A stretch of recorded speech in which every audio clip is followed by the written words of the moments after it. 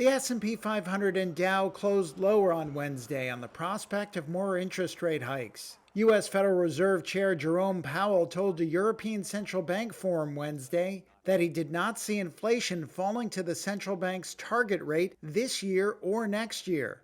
He also said the Fed will likely raise rates further and did not rule out a boost at the next policy meeting scheduled for the end of July. The Dow ended 0.2% lower, and the S&P 500 fell by a hair, but the Nasdaq rose nearly 0.3. The tech-heavy index got a boost from Apple, which hit an all-time high during Wednesday's session. Tesla, Microsoft, and Alphabet were also some of the S&P's biggest boosts, though chipmaker Nvidia lost ground and was a top drag for the benchmark after the Wall Street Journal reported the United States could impose new curbs on exports of artificial intelligence chips to China. Landsberg Bennett Private Wealth Management Chief Investment Officer Michael Landsberg said investors should be selling some of their stakes in the top technology stocks now.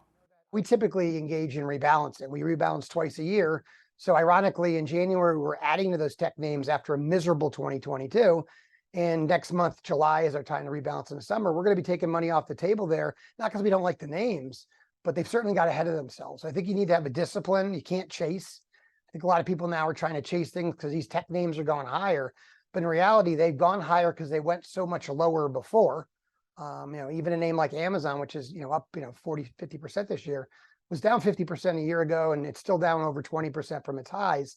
Yeah, this is a little bit of a bear market bounce. And I think on some of those names, take it while you can get it, rebalance your portfolio, trim those names that have run, and rebalance to some stuff that hasn't moved as much. Other stocks on the move included Netflix, which gained 3% after Oppenheimer raised its price target, and General Mills, which slid 5% after the Cheerios maker gave a full-year profit forecast largely below analysts' expectations.